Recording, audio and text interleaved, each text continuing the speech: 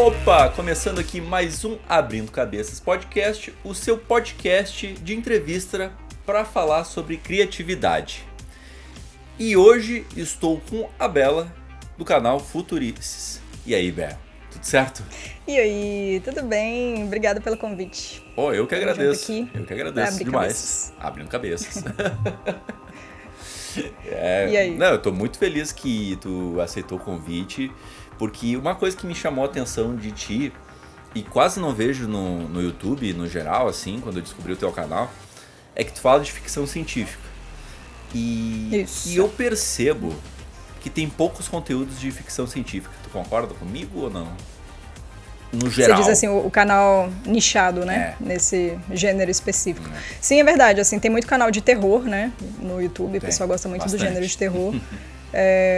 Os outros não são tão marcantes, né? Tipo, um canal de drama, né? Quase todos os filmes têm ali uma pitada de drama, né? Mas a ficção científica eu acho que é uma parada que falta mesmo, assim, é um gênero que a gente poderia explorar mais. E esse foi um dos motivos do porquê eu resolvi criar o canal. Ainda mais no Brasil, né? Que a gente não tem tanto, vamos dizer assim, audiovisual voltado para a ficção científica, né? Talvez por um motivo de orçamento, talvez porque o gênero não seja tão popular aqui como né? Em outros países, né? Mas a intenção era essa mesmo, de falar sobre ficção e tentar abranger o gênero dentro de um canal só, assim. A princípio eu ia falar de todos os gêneros, mas como é o meu preferido, eu resolvi nichar. Então, assim, o público é menor, né? Mas é um público fiel que tá por lá. Ah, com certeza, é um público fiel, com certeza. E tu imagina que, tipo assim, porque é um gênero de filme, de série que eu vejo igualmente muito pouco no cinema no geral, assim, sabe? Por que tu acha que isso acontece? Porque as pessoas têm pouco interesse, é algo mais complexo? Porque pela questão do nome, tu brinca, né, com a ficção e a ciência, né? Daí a ciência é algo mais exato, visto como algo mais chato. O que tu acha que acontece? Eu não sei, assim. Eu tenho muito essa visão dentro do Brasil, assim, porque geralmente o que a gente vê muito bombando é a comédia, né? Não sei se é tipo óbvio, a gente tem filmes de todos os gêneros, filmes infantis, filmes de drama, filmes de terror também, mas eu acho que a comédia é uma coisa que bate mais, a gente acha um lugar comum na comédia no Brasil, né? Mas eu não sei, eu acho que existem muitos filmes de ficção científica, assim, eu não acho que é um gênero pouco visto em outras regiões do mundo. Posso estar errada, né? Sim. Mas eu acho que é um gênero bem assistido, assim, que o pessoal procura bastante, porque tem muita coisa de que o universo é o limite, né? Não tem como limitar esse tipo de gênero. A gente pode ir desde, sei lá, de Viagem no Tempo, Multiverso, a ET Bilu e Planeta Xuxa, enfim, você pode ir pro lado que você quiser e não tem limite mesmo. Então eu acho que é um gênero que, assim, não é para todo mundo, né? Tem gente que realmente não curte, mas tem um público gigante também interessado. Pode ser. E é uma coisa que eu me surpreendi também com o canal. Tem muita gente que curte ficção e que queria consumir mais, né, esse tipo de conteúdo. Não, principalmente aqui no Brasil. Não, total, porque eu acho que pode ser uma ignorância minha, né? E pode ser uma coisa que eu pouco pesquiso. E daí eu tenho essa visão que, poucas pessoas falam e tem poucos lançamentos, mas na verdade não, né? Então eu queria saber por que tu começou a se interessar tanto por esse gênero específico, sabe? Sim, o pessoal pergunta muito isso. Tipo, pra mim foi uma parada de infância mesmo. Assim, eu cresci com Star Wars, eu não peguei a trilogia clássica. Na verdade, eu peguei a trilogia que ninguém gosta, né? Na verdade, eu acho que é a que tá no meio do caminho, porque a última trilogia é a que ninguém gosta, né? Que é a Rey, né? Tá disputado, o episódio tá 7, 8, disputado 9. ali, né? Disputado. Mas, assim, mesmo assim, é engraçado, porque a gente, quando é criança, a gente não julga tanto, né? Sim. Pra gente eu achava todos os filmes maravilhosos. Dificilmente eu vi um filme e falar, nossa, que bosta e tal. Mas Star Wars batia mais forte, assim, pra mim. E é complicado porque eu não sei se é verdade isso, eu tenho que confirmar essa informação, mas parece que o George Lucas, ou então o Mark Hamill, não tenho certeza, eles mesmos falam que, tipo, Star Wars não é ficção científica. E aí você fica assim, pô, não é ficção científica, né? Isso é um pouco complicado, né? Porque é uma galera no espaço. Pra mim, Star Wars é uma ópera espacial, né? Porque é um drama no espaço, né? Querendo ou não, você pode falar que, não, ele é muito fantasioso. É o que a gente chama de soft sci-fi, né? Que tem o hard sci-fi, que é tipo assim, se você tirar o elemento de ficção científica do filme, o filme cai por terra, assim, não tem como Ele não a história não sustenta. existe, né? Tipo, por exemplo, o Ex Machina. Se você tirar a robozinha ali, não existe filme, né? Então, Baita filme. Esse é o filme, um baita filme, né? Inclusive. Se você tirar o elemento de ficção, o filme não existe, mas o soft sci-fi é aquela parada que ainda dá pra rolar. Então, Star Wars, ele tá no soft porque se você, sei lá, substituir o sabre de luz por uma espada e os Jedi por, sei lá, soldados, samurais e a nave por uma carroça, enfim, ainda existe uma história, né? Ainda existe uma história que parece uma parada até comparável com um drama medieval, sei lá. A história ainda existe, apesar de você tirar esses elementos da ficção, né? Mas, poxa, é uma história no espaço, que tem alienígenas, equipamentos tecnológicos diferenciados, né? Eu acho um absurdo falar que Star Wars não é ficção científica. É um assunto polêmico, né? Tem muita discussão em cima disso, mas eu falo de Star Wars no canal.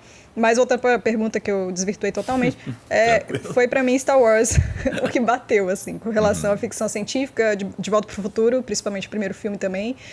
E sempre curti, foi uma parada que eu achava, aquilo que eu te falei, de não ter limite, né, para esse gênero. Pode ir para qualquer possibilidade do mundo e do universo, você pode estar falando de ficção científica. É verdade, porque até o próprio nome diz, né? Porque conversa com a nossa realidade, né? Claro que todas as histórias que são criadas no mundo conversam com a gente, né? E normalmente as histórias são criadas para a gente imaginar um mundo que poderia ser, ou que vai ser, ou uma previsão, né? Então é interessante. Star Wars, até o próprio George Lucas já ouviu falar que ele se inspira em muitas coisas e mistura num caldeirão só, né? A história, o lance dos samurais, o lance da história do herói. Então tem várias coisas que ele mistura ali que até eu acho que concordo com ele que não é tanto ficção científica, mas poxa, é muito característico ser no espaço, né? Tem muitas coisas, as naves, o visual, as armas, bom, os personagens. Seria muito estranho tu colocar o Luke não num contexto espacial, né? Eu acho que é muito forte isso. Perde um pouco do encanto, né? Do porquê Star Wars é tão icônico, eu acho, né? Seria mais uma história... Assim, a história, obviamente, é muito importante, né? A trajetória do Luke, do Darth Vader, né? Tipo, e toda a redenção do pai com o filho, assim, é uma história importante, é uma história que toca a gente, provavelmente não pelos elementos da ficção. É óbvio, eles são muito legais, assim. O sabre de luz, enfim, são elementos que consagraram, vamos dizer assim, dentro da ficção científica, né? Elementos importantes da ficção científica. Mas mais importante ali é a história, mas aí eu acho que isso vale para qualquer filme, né? Não adianta você ter um visual incrível. Eu vou falar de Avatar 2, assim, porque a galera fala, nossa, é lindo. é lindo, mas assim... Mas eu acho a história boa também, né? Muita gente criticou Avatar 2, mas, assim... Tirando Avatar 2, que consegue ser lindo e só ser lindo, eu acho que dificilmente um filme vai ser só isso, né? Consegue ser só isso, né? Só visuais, né? Putz, Avatar 2 tem uns furos de roteiro, assim, absurdo, mas eu gostei do filme. Tipo assim, eu me engajei na história ali da família, sabe? Mas, tipo assim... Eu também. Acho que o que mais me incomoda é que os dois filmes não se conversam e se contradizem, né? Tanto o Avatar 1 e o 2, né? Porque sei lá, o Jake Sully são dois personagens diferentes nos dois filmes, sabe? Ele se contradiz no outro, sabe? Então, é só isso que eu me incomodo, assim. Mas, tecnicamente, eu diria que tanto um, tanto dois é revolucionário, né? Eu acho revolucionário. É Pocahontas no espaço, né? Mas é muito legal. Nossa, Pocahontas no espaço. Eu gosto muito, assim. O primeiro filme é superior, né? Assim, tecnologicamente, o segundo é mais interessante. Mas, realmente, tem muitas questões de roteiro, né? E é um filme longo, né? Assim, eu confesso que eu tenho uma saudade daqueles filmes de 1h30. Nossa, eu gostava mais, assim, sabe? Você vai, assiste rapidinho, aí você fica com aquela vontade de fazer xixi, não pode... Se estiver no cinema, você não tem como sair, entendeu? E aquele perrengue todo... Eu prefiro filmes mais curtos, ou então fazer igual o Titanic fazia, que era 3 fitinhas de VHS. Era 3? 2, né? Bem, eu não peguei esse tempo da VHS, pra ser sincero. Não. Quantos anos você tem? Eu tenho 23. Sim. Nossa, eu me senti muito velho agora.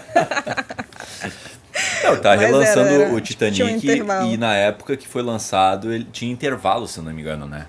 Eu não vi Titanic no cinema, eu vi depois, né? Então... Eu também não vi no cinema, não. Mas tinha intervalo? Tinha intervalo, porque é um filme de 3 horas. Eu não lembrava que era um filme tão longo, mas... É um filme longo, eu acho que deve... Teve uma amiga que viu recentemente que ela disse que não teve mais um intervalo, deixaram rolar mesmo assim, então, tipo... o povo tá nem aí não, você que segure o pipi aí. Mas, falando em Titanic, do James Cameron também, né, eles lançaram agora de novo nos cinemas, eu acho que tá agora nos cinemas, inclusive, com 4K, eu não sei quantos frames por segundo, o negócio tá meio que remasterizado, assim, e é uma experiência que vale a pena, né, um puta clássico, assim, pena que não é sci-fi. Mas o James Cameron faz muito sci-fi. O James Cameron é brabo demais, É brabo. Seguinte, o que tu acha que essa ficção científica tá mais pra ficção ou tá mais pra a realidade? Porque assim, tem alguns filmes, tanto Black Mirror é um exemplo mais óbvio, né? Mas tem vários filmes, tem várias obras que tu pode ver que, putz, tá conversando com a gente. Ou, putz, a gente pode chegar lá. Tu acha que recentemente tá pegando mais esse lance realista ou não? Tá mais indo pra um lado lúdico hoje em dia? E tu acha que o papel um pouco do gênero é apontar um pouco o futuro, sabe? Sim, eu acho que é um dos principais, assim, principalmente Black Mirror. Eu acho que Black Mirror é muito pra gente refletir sobre o que o futuro pode trazer pra gente em breve, só que de uma forma extremamente pessimista, né? Tipo, todos os episódios são assim, olha, se isso aqui avançar, vocês estão fodidos, né? Mas o interessante de Black Mirror foi isso que você falou, assim, que ele é um futuro muito próximo. A maioria deles, assim, dificilmente tem algum que seja, sei lá, mais de 100 anos, assim, pra frente, pelo menos, assim, eu digo assim, eles não falam, obviamente, assim, daqui 50 anos nem nada, mas a gente tem uma noção de que são episódios muito próximos da nossa realidade, né, muito plausíveis, né, mas eu acho que um dos motivos do grande sucesso de Black Mirror foi isso, foi o quão plausível eram as previsões do futuro, né, e também essa questão de alertar a gente sobre as consequências das tecnologias que a gente vem criando, né? Como elas podem acabar invadindo a nossa vida de formas hostis, né? Nossa, tem muitos episódios incríveis. Eu tô lembrando daquele que tinha um negócio na córnea, assim, no olho, né? Que é tipo uma lente que grava todos os seus momentos, né? Tudo que você tá fazendo como se fosse uma câmera de vídeo. É a primeira temporada, se eu não me engano. É a primeira temporada. Sim. E tem muito disso, assim, né? Como que as tecnologias podem acabar sendo extremamente invasivas, né? E isso é muito plausível, né? Ainda mais na era digital que a gente já criou e tem avançado em cima. É realmente preocupante, assim. É agridoce demais assistir Black Mirror, porque é muito interessante, mas ao mesmo tempo dá muito medo. E, assim, mas a gente tem obras que também extrapolam para milhares, né, de anos. Inclusive, estou tentando lembrar alguma agora. Tem, Star Wars, no caso, são planetas, uma galáxia muito, muito distante há muito, muito tempo atrás, mas parece que é uma coisa que está avançada, né, no tempo, né. Mas, cara, teve uma que eu vi que chama Sea, que é com o tipo de ver, né? Sea, com o Dothraki. Como é o nome do Dothraki, meu Deus? Khal Drogo. Não tô lembrando o nome do ator. O Jason Momoa? O que fez. Isso, ele mesmo. É uma série que eu olhei, acho que da Apple TV, que, assim, são alguns milhares de anos na frente. Eu posso estar falando besteira, assim, mas a sensação que dá que é muito distante no tempo. E aí eu sinto, assim, que todas as vezes que isso acontece, todas não, né? A maioria das vezes fica um pouco deslocado, sabe? A gente sente que a gente não entende muito, assim, parece que não tá mais num terreno compreensível pra gente, por mais, assim, que seja plausível e tudo, que a galera tem uma visão muito interessante de futuro distante, eu sinto que a gente perde um pouco como é que eu vou dizer, assim, o interesse mesmo, né? Por isso que eu acho que Black Mirror é tão interessante. Mas posso estar falando besteira, galera. Pode falar aí, sei lá, algum filme que se passa muitos anos no futuro que seja tão interessante quanto, né? Eu acho que depende muito do universo que você cria. Se for um universo muito bem feito, né? Muito, muito bem desenvolvido, tudo pode virar uma temática interessante, né? Eu acho que o futuro mais utópico que eu já vi de ficção científica é Star Trek, assim, sabe? Porque... eu acho que tu é bem fã de Star Trek pelo pouco que eu estudei de ti. Mas então, é uma coisa particular que eu tenho com Star Trek, eu fico pensando, putz, esse povo é muito civilizado, né? Muito organizado, o pessoal, nossa, se dá muito bem. Tu acha que a gente tem uma tendência em pensar negativamente no nosso futuro ou não? Cara, pois é. Não, você falou de Star Trek, eu confesso que eu sou mais do time Star Wars. E, tipo, uma heresia, uma falácia, né? Mas eu tô estudando.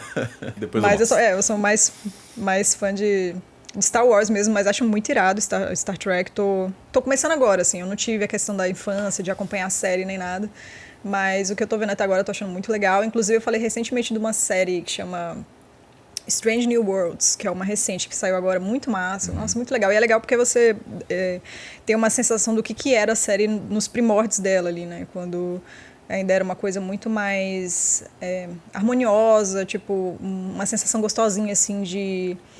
eu não assisti ainda tudo das séries, das primeiras temporadas, né, da fase antiga, assim, mas tem uma coisa de deixar o coração quentinho, sabe? Que eu acho que Strange New Worlds traz de volta, assim. Mas agora eu esqueci o que você perguntou. Se a gente tende mais pro negativo do que positivo, quando a gente enxerga o futuro. Eu acho que sim, porque é complicado, assim, dificilmente a gente tem subgêneros que apontam pra utopia, porque, assim, geralmente, o que a ficção científica mostra? Que utopia e distopia são a face da mesma moeda. Se tá muito bem pra alguém, provavelmente tá muito ruim pra outra pessoa, né? Então, poxa, quase todos, cyberpunk, steampunk, mostra isso, né? Galera, geralmente são, por exemplo, cyberpunk são grandes corporações comandando o mundo, né? Mas, assim, tem pessoas muito bem por causa disso, né? É um capitalismo exacerbado, assim, então tem gente se ferrando também para alguém estar muito em cima, né? Então, tem vários subgêneros que falam sobre isso, mas em questão de utopia, tem o solarpunk, não sei se você já ouviu falar, que é assim... tipo, o que aconteceria se a gente resolvesse os problemas que a gente tem hoje? Então, questão de aquecimento global, né? Questão de distribuição de renda, de alimentação. Então, assim, é muito legal, mas, assim, eu não acho que cria tantas reflexões em cima, né? Porque, que bonito, é um mundo perfeito. E, tipo, onde que tá o conflito da coisa, né? Não, assim, é bom pra gente tentar imaginar, pra gente se inspirar, mas são subgêneros que são pouquíssimo explorados porque realmente não criam tantos insights, né, sobre a questão do futuro. Então, acho que a maioria traz realmente uma visão negativa mesmo para a gente refletir sobre as ações atuais mesmo. Não, total, eu acho que... Sei lá, eu sou um pouco pessimista nesse caso aí, de pensar em como a sociedade vai estar daqui a 100 anos. Eu tô chutando baixo ainda, 100 anos, assim, sabe? Vendo as notícias e tudo mais. Então, eu acho que também perde o nosso interesse muito por conta disso, sabe? Porque realmente é muito difícil tu explorar até tema... Se tudo tá certo, por que tá sendo no futuro, sabe? Tipo, tá, vai ser interessante. Olha, a gente pode solucionar dessa maneira esses problemas. Olha só como... Mas mesmo assim sei lá, eu vi o Star Trek Picard, né? O Picard, que eu acho que... fala sobre isso, mas ao mesmo tempo eu vejo que ele dá voltas e tenta contar coisas que, sei lá, que não vão pra lugar nenhum, sabe? É interessante ver o personagem evoluindo, tendo traumas, a gente vendo ele progredindo, mas mesmo assim é um esforço maior tu trabalhar nesse gênero, né? Eu já tinha ouvido falar, mas não sabia o que era, não lembrava o que era. Eu não vi Picard. Confesso. Eu não vi até o final, assim, eu cansei, pra ser sincero. Então, mas assim, o que eu ouvi falar é que a galera não gostou muito, né? Dessa série. Acho que não fez muito sucesso. Mas eu não assisti ainda. Eu tenho essa impressão um pouco que não tá sendo investido muito nesse tipo de gênero, e eu acho curioso isso mesmo, porque... Sei lá... O gênero no geral, você disse? No geral, porque a gente... sempre tende pro lado realmente de pós-apocalíptico ali, né? Até o próprio The Last of Us, né? A gente tá vendo a série explorar muito bem isso. Eu amo o The Last of Us, assim, muito, assim. Nossa, eu tô amando a série, gente, meu Deus. Inclusive hoje, né? Sai. Hoje eu tô falando, não sei quando é que você vai publicar o vídeo. Sexta-feira, dia 10. Sexta-feira, dia 10. Sai o episódio 5, eu tô aficionada, eu tô achando incrível. Mas assim, eu já era muito fã dos jogos, né? Então, assistir e ver o quão fiel tá sendo a série pro game, tá sendo muito legal. Inclusive, parece que a segunda temporada já tá confirmada, né? Confirmaram assim. Já. E aí já dá um nervoso. Não sei se você jogou o segundo jogo, mas ele é ainda mais... Aquilo, né? Nossa. Aquilo que acontece. Todo mundo sabe. É aquilo que acontece. Todo mundo sabe, não sei, mas eu não vou falar aqui. Eu também não. Mas assim, eu acho que o que pega mais no 2 é a parada do... Tipo assim, a franquia em si não tem muito maniqueísmo, né? A parada não tem vilão, mocinho, assim, cada um tem o seu motivo pra sobreviver. O primeiro mostra muito isso, né? Mas o segundo, cara, eles fazem você viver isso na pele. Porque eu acho que a gente começa jogando com a Ellie, e aí a gente fala, pô, eu amo a Ellie, cara. Ela é muito sofrida, mano. A história dela é muito tensa. E aí depois acontece tudo que acontece, aí você começa a odiar a Abby, né? Que é ali a inimiga, né? E aí, você começa a jogar com a Abby, aí você começa a odiar a Ellie. E aí é um problema, né? Porque você, mas eu gostava dessa personagem aqui, mas agora eu não gosto dela. Vai mexendo com o seu psicológico esse negócio, né? Então eu acho que é muito interessante isso de, não tem vilão, não tem mocinho, e eles te colocam na pele de cada um e você entende a motivação de cada um pra fazer as coisas que faz. Nossa, é muito incrível. Eu acho que vai render uma segunda temporada muito, muito legal mesmo. Isso se acabar o jogo nessa primeira, né? Nem sei se acaba a história do primeiro jogo nessa primeira temporada, né? Eu chuto que sim, tá? Eu chuto que sim, porque tá caminhando bem, assim, tá caminhando num ritmo bem bom pra chegar até lá, né? Chegar até o final. E está no quinto episódio, falta 4 episódios. Daí eu acho que eles vão caminhar pro final do jogo. Mas, tipo assim, eu acho incrível The Last of Us por conta disso, sabe? Tu realmente sente na pele dos personagens, tu sente o peso das perdas, cara, é muito visceral, assim. E esse lance de tu se colocar na pele do vilão e tu gostar do vilão, tu ficar horas jogando com, entre aspas, o vilão da história, né? É muito doido. Sim. Eu nunca vi uma obra de entretenimento fazer isso. Sério mesmo. Sim, ele deu uma quebrada na jornada do herói, né? Deu uma quebrada total, assim. Ninguém é herói. Essa questão do jogo. Ninguém é herói ali no Apocalipse. Eu acho incrível, eu acho muito legal. E eu tô achando legal a série porque ela tá adicionando coisas novas, acrescentando mais coisas ao universo, assim, questões novas sendo debatidas. Até no primeiro episódio, aquela entrevista inicial, né, que conta um pouco mais da doença, já expande absurdamente o universo, assim, que no jogo, às vezes, tende... é um jogo, né? Tu precisa jogar, tu precisa fazer coisas. Então, tem muito a mecânica em volta pra meio que preencher o espaço, né? E, claro, né, é uma mídia completamente diferente. Então, pra ser sincero, eu tava bem receoso pra série, eu pensei que não ia dar bom, mas a série tá tendo mais espaço pra explorar os personagens e as histórias, né? Então, sim, você falou isso. Eu tinha essa preocupação também, porque The Last of Us é um jogo, é uma mídia muito diferente, mas é um jogo muito cinemático, né? Então tem muita cutscenes, tem uma história muito, muito bem elaborada, com início, meio e fim, muito... né, bem amarrados. Então eu falei, cara, como é que eles vão recontar essa história de uma forma que não seja igual ao jogo? Porque, se for igual, eu ligo o console aqui e jogo, né? Tipo, não acrescenta nada de novo, né? Mas eu acho que eles conseguiram, velho, de uma forma muito genial mesmo, trazer as duas coisas. O jogo, ele respeita os fãs... A série, ela respeita os fãs, ela homenageia, né? Ela traz com muita fidelidade certas cenas, tanto é que o pessoal tá colocando muito nas redes, tipo assim, a cena da série, embaixo a cena do jogo, né? Nossa, tá idêntico, os diálogos são iguais, que não sei o quê. E o povo fica empolgado com isso, né? Poxa, estão respeitando, né, o jogo, mas ao mesmo tempo, pra não ficar, né, uma coisa idêntica à outra, estão expandindo dessa forma que você falou, né? Trazendo umas introduções que explicam melhor, principalmente para quem não conhece o jogo, né? O que aconteceu, como que esse fungo, enfim, gerou uma pandemia, quais são os motivos científicos, né? Que é sempre muito legal, né? Aprofundar no científico da coisa, né? Explicar.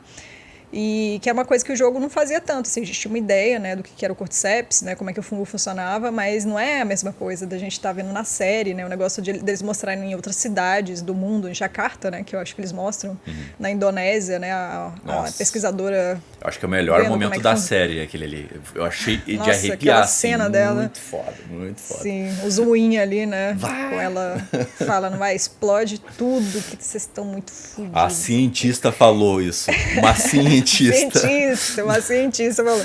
Então, assim, eu tô achando incrível e pra mim o episódio melhor até agora, né? Porque tenho certeza que vem muita coisa legal por aí, é o episódio 3, porque, cara, que legal como eles expandiram a história do Bill, que é um personagem insuportável no jogo. Eu achava ele um saco, um cara chato pra caralho. Putz, gostava do Bill, e aí, eu gostava. Por gostava, ele ser chato, por ele ser chato, eu gostava. Gosta dos personagens controversos. Mas eles expandiram a história falando sobre esse mundo, né, decadente de uma forma muito sensível, né, trazendo o relacionamento ali dos dois e como que... eu acho interessante como que isso acrescenta, assim, porque a galera falou, pô, mas é um episódio avulso, né, a história total e tal. Mas eu acho que, cara, é interessante ver como que as pessoas, além do Joe e da Ellie, como que as pessoas estão vivendo nessa situação adversa, né, e como que isso acrescenta, porque eu acredito de verdade, assim, Walking Dead, eu acho que fala muito sobre como os humanos são piores que uma pandemia, que zumbis, enfim. Mas The Last of Us parece que não é tanto sobre isso, sobre sobrevivência, mas sim sobre as relações, né? Como que as relações humanas perduram, independente de qualquer situação horrível que a gente viva, né? Então acho que o episódio do Bill e do Frank fala muito sobre isso, assim, né? Cara, é tudo horrível, mas ainda existe uma história de amor a ser contada, né? Enfim, achei sensacional mesmo. Não, é lindo o episódio. É lindo porque, como tu falou, eles realmente restauram... Porque, assim, eu gosto do personagem do Bill no jogo, mas muito por conta, tipo assim... Tá, ele é um cara chato, mas eu me coloco no lugar dele. Putz, do nada invadiram o meu espaço aqui, eu planejei as bombas, não sei o quê. Então, sabe aquela correlação com o Lula Molusco e o Bob Esponja? Depois de uns anos tu vira o Lula Molusco, porque estão enchendo teu saco. Daí eu entendo um pouco. Putz, estão invadindo, eu organizei tudo aqui direitinho. Então, e eu gosto muito do lance dentro do jogo, como é sutil essa questão da sexualidade dele, sabe? É só através de um colecionável, uma carta, assim. E que a gente descobre. Informações. É pouquíssimo. Mas, ao mesmo tempo, eu gosto muito como a série explora a full essa questão dele. Ele é um cara sozinho, ele é um cara que se planejou a vida toda pra isso. Então, é o doidão do apocalipse. É o doidão do apocalipse, mas ao mesmo tempo, uma coisa que não mostrou no jogo e mostrou na série, ele tem um lado sofisticado e tem um lado sensível. E um lado... Sim. Pra mim, o ator foi perfeito nisso, esse lado pesado, essa carga pesada, fechado com a vida, sabe? Que foi melhor que no jogo. Que diz muito sobre o passado dele, né? Sim. Porque é um cara, assim, brucutuzão, né, cascudo. Mas a gente entende, né? Pô, é um cara que já tá mais velho, né? Gay, em uma sociedade que provavelmente oprimiu ele a vida inteira. Eu fiz um vídeo recentemente sobre esse episódio. E eu pensei sobre isso, assim, eu falo sobre isso, que ele é um cara que o mundo já era ameaçador pra ele antes dos infectados, né? Então a gente entende toda essa casca grossa dele, né? Casca grossice. Então é interessante ver, assim, como bastou uma pessoa aparecer, a pessoa certa, né? Sorte dele, pra ele querer derrubar essa armadura mesmo e, enfim. Eu confesso, assim, que a única coisa que me incomodou é que eu achei muito rápido, sabe? Tipo, eu entendo que é um episódio só pra contar a história inteira, mas é um cara extremamente paranoico com segurança, com sobrevivência, ele deixa a pessoa entrar e, tipo, depois de um almoço, assim, tu sabe já que me incomodou isso também, cara. Me incomodou muito isso. Eu achei, assim, um pouco... se fosse que eu sou neurótica que nem ele, eu não sou doidona do apocalipse, não, mas eu sou um pouco neurótica. E aí, tipo, eu teria, assim, colocado ele numa salinha, esperava uns 2 dias pra ter certeza que ele não tá infectado mesmo, porque, assim, ele mede o negocinho, né, ver se ele tá infectado ou não, mas, assim, se eu fosse doidona que nem ele, deixar o cara quietinho ali um tempo, via se dava pra confiar ou não, antes, pô, já sai beijando o cara, entendeu? Achei pouco plausível pra personalidade dele, mas isso foi a única coisa que me incomodou no episódio mesmo. Eu acho que é muito bem conseguido, fora isso. Não, eu acho que, tipo assim, o Bill, se tu comparar... É que, assim, também, tem uma problemática um pouco... Que a gente tá vendo muito hate nessa série por uma galera que a gente tá implicando com a série por pouca coisa, sabe? Mas que tá vendo esse contraste e não entende que é uma adaptação, vai ter mudanças, sabe?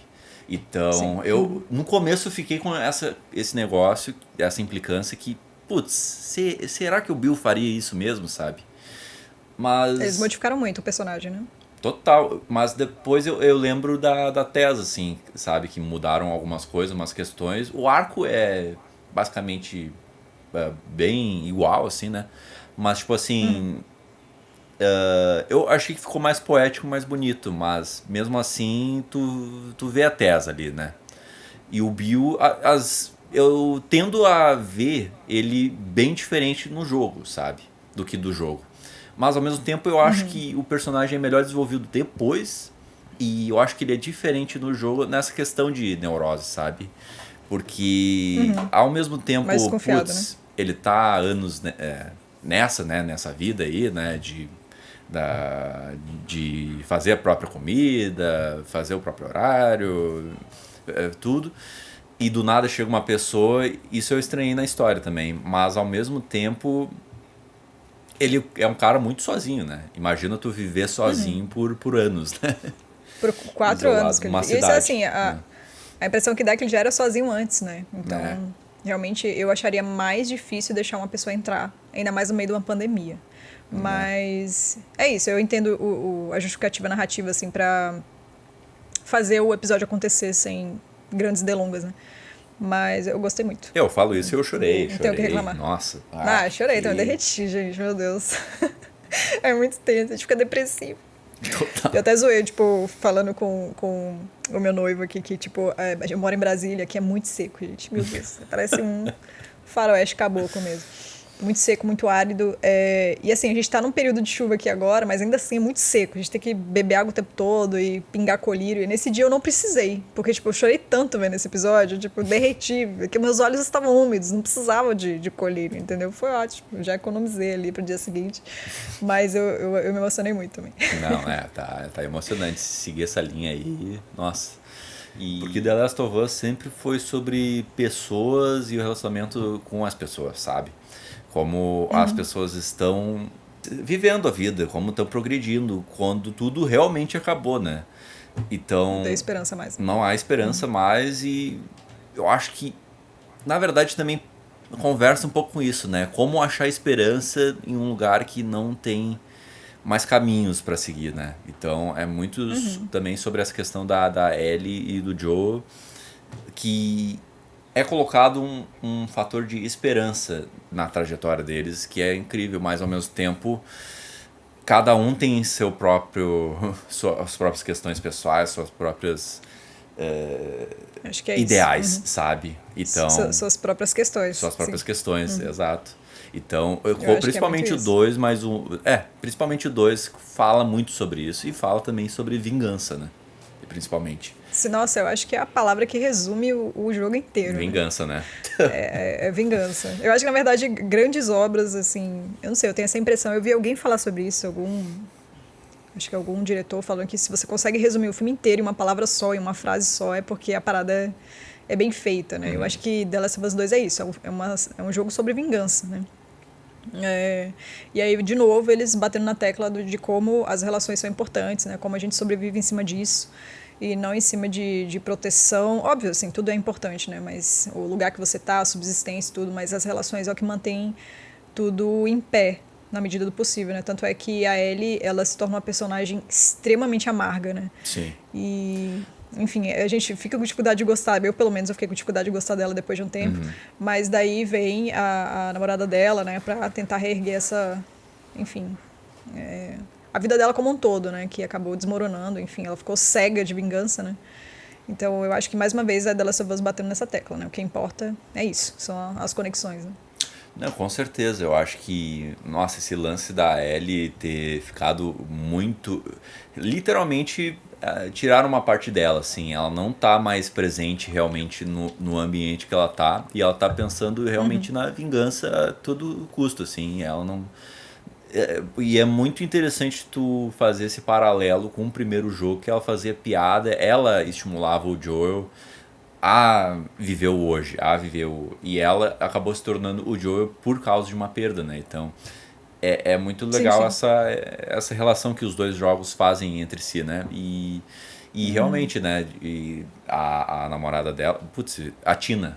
Tina? Não, Dina. Dina.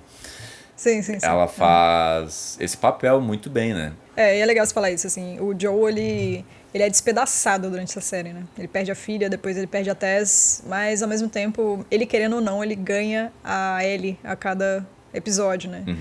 E, cara, é uma história simples, né? Tipo, é sobre isso. Muito É a simples. relação dos dois. Então, é realmente, cara, é muito difícil de adaptar isso. Porque no jogo, tá, beleza, é sobre a relação dos dois, mas a gente tem que matar a galera, tem que matar zumbi, tem que matar os caçadores. E aí o jogo se desenvolve em cima disso. Mas a série, como que a série vai desenvolver uma coisa tão simples, né? Que é, o Joe criando uma relação interessante, uma relação forte, uma relação paternal com a Ellie, né? É muito simples. Então, me admira realmente eles estarem conseguindo criar toda uma narrativa interessante em cima disso, né? E aí eu acho que faz todo sentido expandir o enredo de outros personagens no meio termo, né? Não, com certeza. Pra encher essa linguiça. Preencher a linguiça. Mas, ao mesmo tempo, eu acho que a série tá ocupando bem espaço. Porque eu senti um pouco esse encher linguiça no quarto episódio. Mas, ao mesmo tempo, eu achei mega interessante o outro núcleo que foi apresentado. Então, tipo assim... Dos caçadores, né? Os caçadores, tipo, cara, apresentaram 2 personagens novos ali que eu, de primeiro, achei... Nossa, que coisa jogada, mas...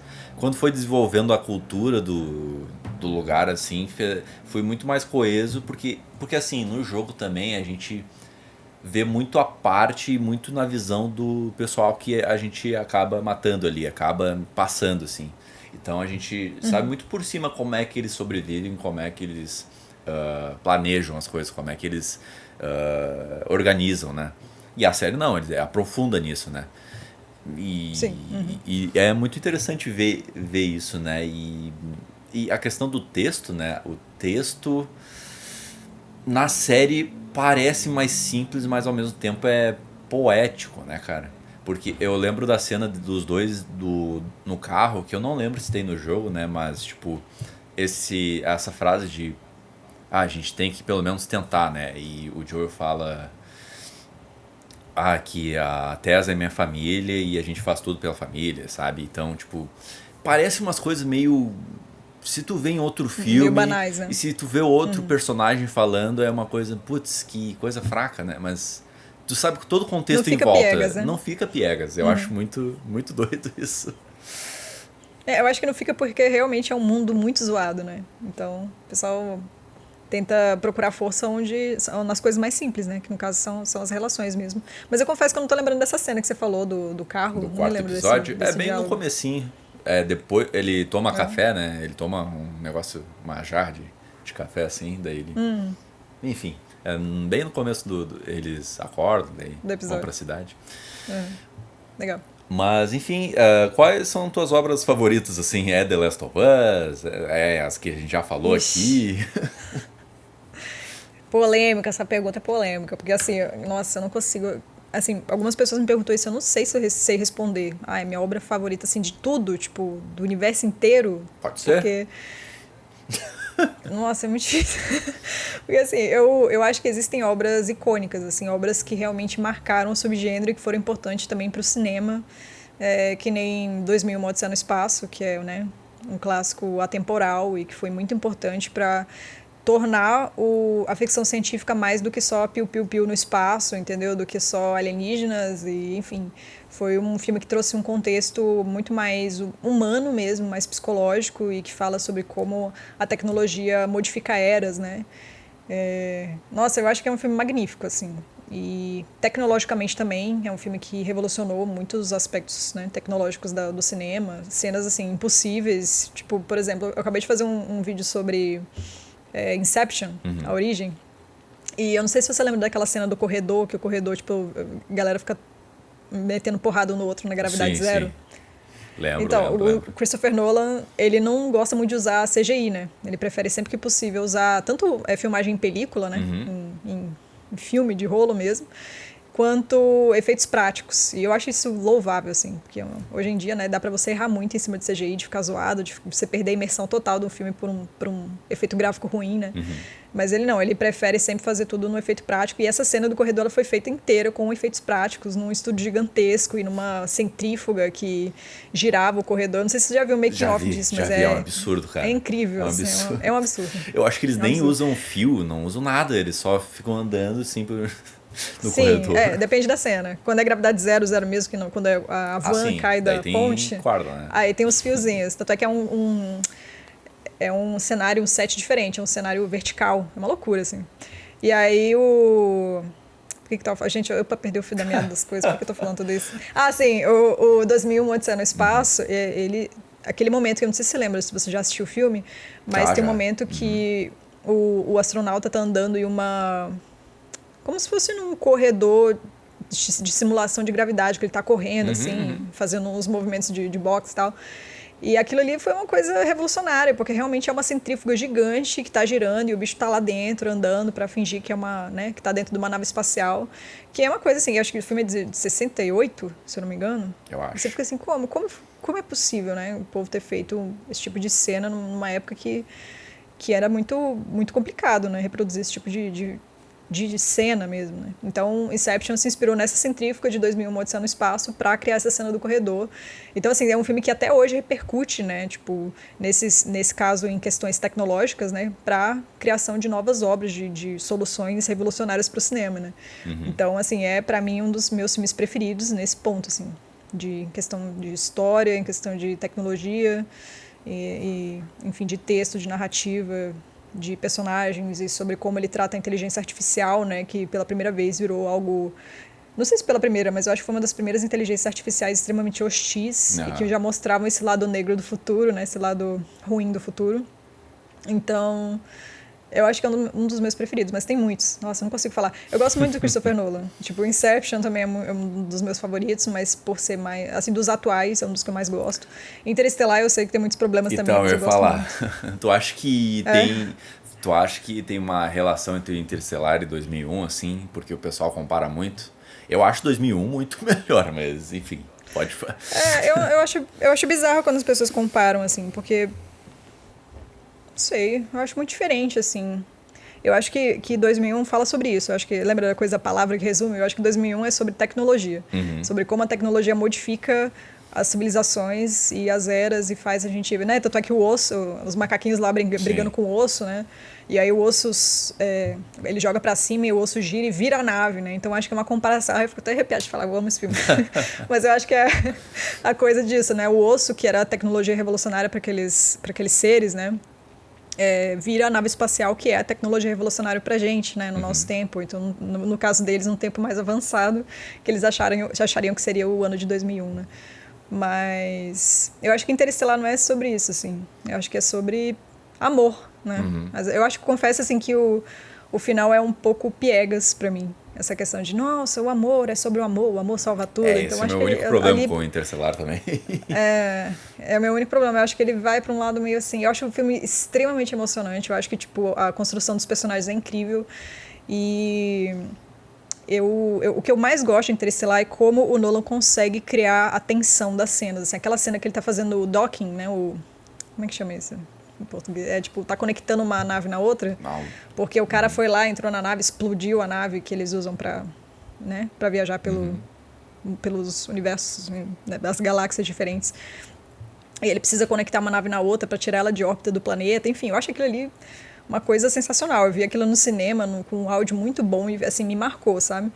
E eu gosto muito das narrativas dele também. E toda a congruência de todas as áreas, da música, do som, da imagem, enfim. Eu acho que é um bom criador de blockbusters. Não, eu acho o Christopher Nolan um baita diretor, assim.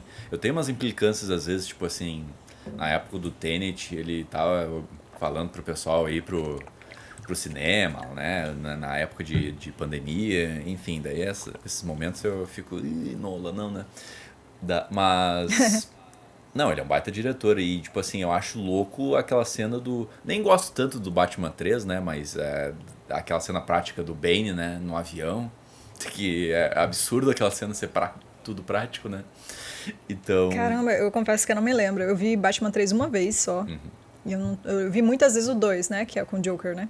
Mas o 3 eu vi uma vez, não tô lembrando dessa cena. Não, é um absurdo. Mas realmente, assim. tudo que ele faz é incrível, né? Não, é um absurdo, assim. Muito primor, né? E 2001 é outro... Eu confesso que 2001 é um filme que eu demorei um pouco para entender porque tem essa lentidão, sabe? Porque eu tava numa época que, putz, vamos fazer um cinema moderno, vamos fazer filme moderno, rápido, tem ritmo que te interesse, que te prenda até o final. Mas o 2001 para mim é algo mais sensorial, né? Porque assim, Eu imagino, né? Nunca estive, mas eu imagino que o espaço é um lugar parado e silencioso mesmo, sabe? E lento. Então, quando eu conversei isso com mais gente, depois eu percebi. Não, o filme tem que ser lento, na verdade, e até um papo que eu quero entrar contigo, né? É essas. Porque já teve vários filmes de ficção científica também que. Putz, novo 2001. Nossa, olha só, o novo 2001 revolucionando o cinema de ficção científica, de não sei. Então, eu acho que não vai ter nunca mais um novo 2001 por conta disso, porque mesmo tu tentando emular essa lentidão que o 2001 tenta não, consegue com certeza emular, né? Tenta, com né? certeza, é muito não, o lento. Kubrick tentou, né? Tentou. Não, conseguiu realmente, né? Um cara muito genial. Visionário. Revolucionário, não tem outra palavra. Revolucionário. Então, eu acho que não... Tu concorda comigo que não vai existir mais nenhum 2001 e não tem como, sabe? E eu acho que tem essa problemática de tentar emular, tentar ser lento. Só que o cinema hoje em dia não pede por isso, sabe? Não cabe mais. Não cabe mais, sim, sim. E eu acho bizarro, galera, querer fazer essa comparação. Nossa, o novo 2001, porque o 2001 ele marcou a época que ele tinha que marcar, né? Que era uma época que tinha uma tecnologia X, implicações X para os filmes acontecerem, então ele revolucionou aquele momento, né? Hoje em dia, sei lá, se quiser refazer um 2001 com, sei lá, mais rápido e cenas mais em 4K, você consegue, né? Porque a gente tem tecnologia para isso. Então ele revolucionou aquele momento. Hoje em dia, eu acho que o James Cameron mesmo é um cara que está sempre tentando revolucionar o cinema, né? Com certeza. Então está sempre trazendo tecnologias novas. Eu acho que ele fez reinseriu o 3D, né? Que era uma coisa que a gente tinha visto, sei lá, em Shark Boy, Lava Girl, não sei como é, os filmes que a gente viu assim que tentaram trazer o 3D, mas é uma parada que não pegou muito. Eu, particularmente, não gosto de 3D, eu acho uma bosta, porque eu já uso óculos, aí tem que ficar um óculos em cima do outro e tal. Mas, querendo ou não, é uma tecnologia inovadora que ele trouxe, né? Então, eu acho que tem a ver com isso, assim, qual vai ser o próximo 2001? E não o novo, né? Mas o próximo no sentido de revolucionar. Como que um filme vai revolucionar o que a gente já viu, o que a gente já conhece, né? Então, o próprio James Cameron, ele, assim, teve os rumores aí de que ele ia trazer um 3D que você não precisasse de óculos. E a gente achava que ia ser nesse filme agora, no Avatar 2, mas acabou não vingando, né? E a pessoa fala, não, mas vão ter mais outros, acho que vai até o 6, sei lá até onde que vai Avatar, mas que é uma proposta que ele ainda pode querer aplicar para outros filmes, né? Então, eu acho que é nesse sentido, assim, que a gente vai acabar revolucionando, assim. Ou então, com histórias revolucionárias também, né? Vai saber. Histórias que saiam da caixinha de alguma forma e aí cada filme vai revolucionar a sua época como puder, né? Não. Acho que não vai ter outro 2001. Não vai ter. Isso é um fato. Não vai ter. Mas, tipo assim, eu acho que é uma questão muito interessante, porque é algo que eu sinto que tá rolando muito no cinema hoje em dia. Essa questão de, putz, estamos contando as mesmas histórias. Ou também, putz, estamos fazendo remake. A gente até conversou sobre o Matrix, né? Matrix 4, né? Tipo assim... Sim, triste. Não tem história para... Parece que não tem história para se desenvolver ali. Não tem história para ser contada. E eu vejo que essas continuações, remakes, não tentam renovar, assim. Não tentam, porque eu sinto que teve uma época no cinema que esses cineastas, diretores... Eles tentavam explorar mais a partir de outros cineastas mais antigos, sabe? Hoje em dia eu não vejo tanto isso. Eu vejo profissionais muito bons, né?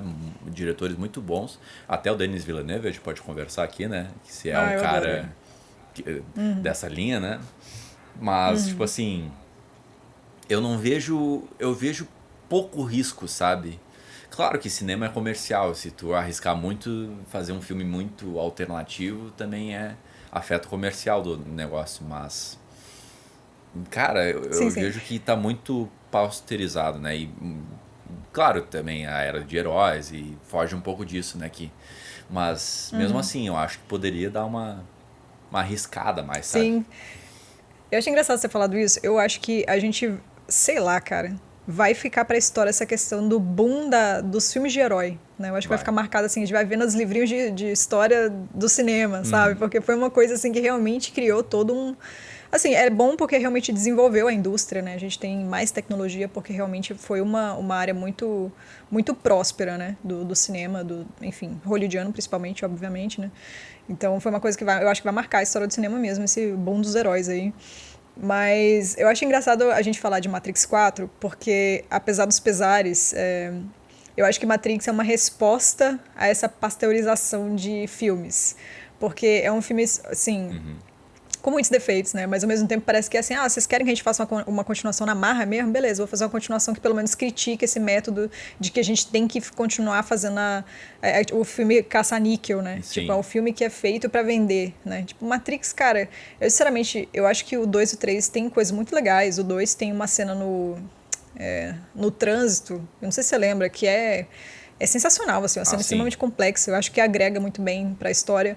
Mas eu acho que é um filme que dava pra ter acabado no primeiro, sabe? Eu acho que não tinha necessidade de ter mais filmes. Então, é tudo aquela coisa de, não, a gente tem que fazer vender e a gente tem que continuar... É que foi muito revolucionário, né? Foi ganhando muito em cima da franquia. Foi muito gigante, né, o primeiro. Então... Sim. Então, continuaram, né? Mas eu acho que não tinha necessidade. Eu acho que o primeiro é um clássico, vai continuar sendo um clássico independente dos outros, assim, que são bons também, mas não chegam perto, né, do primeiro. Então, acaba que Matrix 4 é um filme, cara, eu acho péssimo mesmo. Acho que foi uma grande decepção, mas é um filme que fala sobre isso, né?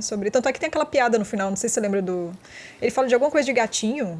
A cena pós... não, no final. É que tem uma cena pós-crédito também, né? Que eu acho... Uma cena pós-crédito, essa mesmo. Essa que é assim... Que é triste. É triste. Mas eu acho que é sobre o que o filme fala. Cara, bora fazer um filme caça-níquel, bora tentar fazer render em cima das coisas que viralizam pra vocês ficarem felizes, né?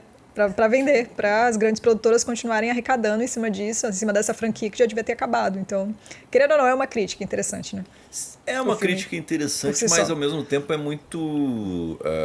tipo assim, eu gostei do começo do filme, né? Que fala sobre essa crítica. O Neo tá realmente produzindo um jogo, uma obra que existe, que se chama Matrix, que tem os personagens de Matrix. Então é uma... Eu tinha até esquecido disso. É uma metalinguagem, né? Que eles fazem muito bem que a Lana ou quem é que dirigiu mesmo? Não tem ideia.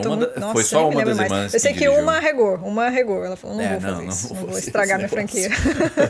Exato. Então eu gostei desse começo, assim, esse lance, mas eu acho que é ao mesmo tempo muito triste para nós, público, né? Porque assim.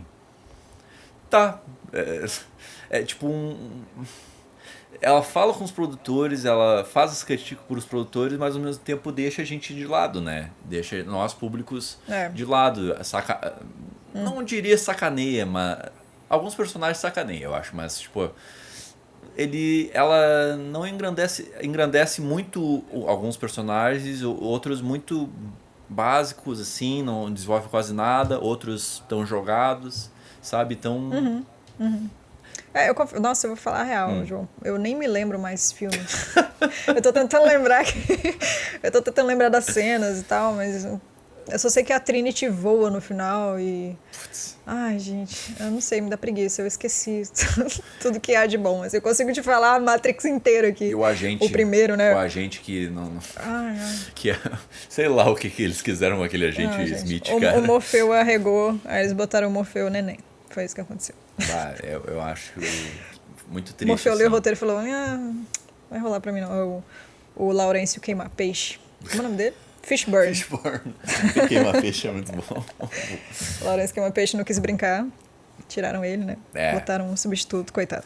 Nem sei se assim, convidaram, eu acho que é um filme que não acrescenta. Nem convidaram ele pro filme. Ou, não? Eu acho que não. Eles pouparam ele. Mas tipo assim, é isso que a gente Mas sim, pros fãs sabe? é triste. É triste pros fãs, né? Porque, eu acho legal ela fazer essa crítica meio embaixo dos panos e entregar um filme legal, mas não entregou um filme legal. Porque até as cenas de ação que no Matrix, mesmo o 3, eu acho legal as cenas de ação, mas é mais fraco em história, né? Não entregou nesse quarto. Então, tipo assim, saiu perdendo em... Todos esquisitos. Não, e eu acho que faz muito uma correlação, tipo, nesse tema que a Karen Hill, porque, né, eu acho que tu falou muito bem, né, esse lance de vai ter um capítulo à parte dos filmes de herói, né, mas ao mesmo tempo a gente vê em volta tá sendo feito muito as mesmas histórias e muito, tipo assim, até no aquele Destino de Júpiter, tentar ser uma nova franquia hiper mega blockbuster, criar um universo sim que não tem nada de novo, sabe? Não tem pouco risco ao novo, sabe? E como é que tu enxerga isso, sabe? Tu acha que o pessoal tá arriscando menos nas produções? Acho.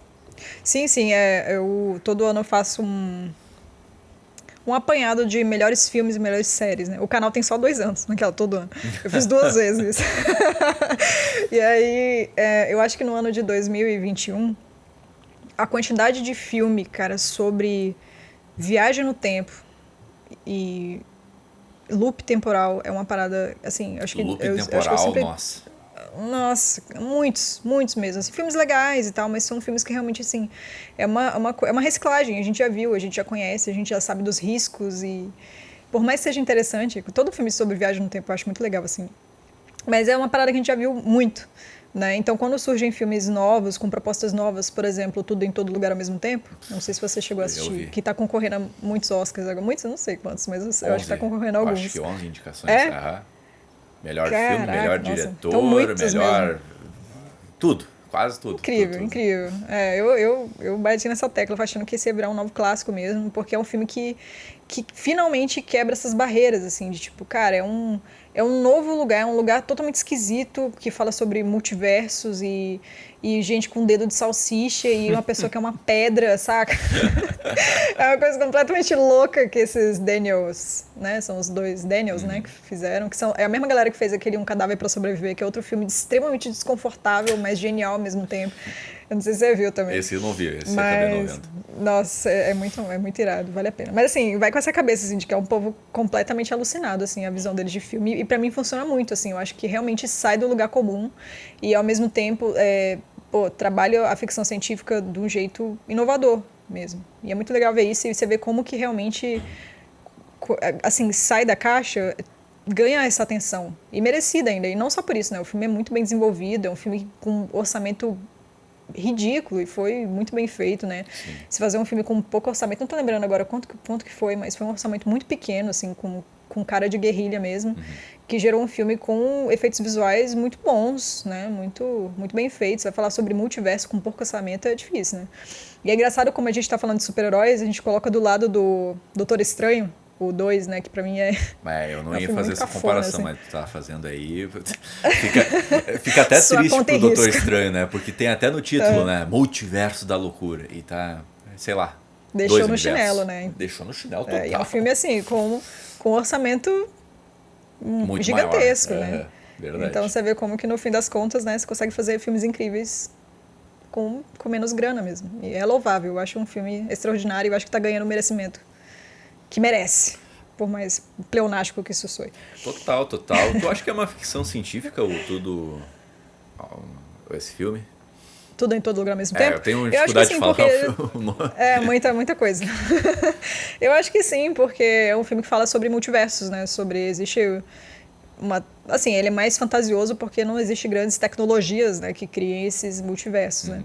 Mas a temática de multiverso geralmente bate nesse lugar da ficção científica, porque, enfim, existem... Eu não entendo nada, tá? Mas existem alguns estudos que falam sobre questões de multiverso. Acho que o próprio... Ai, meu Deus, como é que é o nome daquele cientista tortinho assim? O Stephen Hawking. Stephen Hawking. Ele fez alguns estudos em cima disso. Então, assim, querendo ou não, a gente, enfim, tá dentro da ciência, né? Eu acho que é óbvio que sempre o filme tem que trazer elucidar, né? Tipo, explicar o científico da coisa, e esse não faz isso nem de perto, né? Mas tá dentro do campo, assim, a gente força essa barra, pra poder falar do filme. Sim. Mas ele é considerado um filme de ficção científica, assim. A gente falou de... Porque The Last of Us também, de certa forma, é uma ficção científica, né? Mas é uma pós-apocalíptico, né? Pós-apocalíptico. É mais pra esse lado. É um subgênero. É um subgênero de outro gênero. E esse Everything, Everywhere, eu acho mais fácil falar em inglês. Mas, tipo assim... Nossa, você acha mais fácil? Eu acho mais fácil. Tipo assim, Cara, ele é um filme que, primeiramente, eu achei meio cansativo no início, muito acelerado, tipo, esse lance de... Ele é. Mas depois ele dá uma acalmada e ele vai num lado poético, assim, cara, lado humano, um lado de sentimental, assim, absurdo, sabe? Absurdo. Eu fiquei tocado com 2 pedras falando, sabe? É essa a parada. Então, Exatamente. vira e mexe tem esses filmes que são muito... Agora eu lembrei também o Parasita, né? Que são muito... que tentam realmente mexer com a indústria, né? Então, vira e mexe tem esses filmes, né? E é interessante essa parada, tipo assim, é o mirabolante, o extremamente bizarro pra falar de uma coisa extremamente simples, né? Que é tipo a relação dela com a filha, né? E com o marido, o divórcio que tá acontecendo. São coisas assim, lugar comum, super, né? Questões mundanas, questões do nosso dia a dia. Mas ele cria toda uma parada maluca pra falar sobre coisas simples e que a gente entende, que a gente reconhece. Então acho que funciona por causa disso mesmo. E no fim das contas, tudo é sobre isso. Assim, tudo não, né? Mas eu acho que a maioria das narrativas é sobre isso. A gente usa cenários diversos, ainda mais na ficção científica, né? Pra falar sobre coisas que a gente reconhece, né?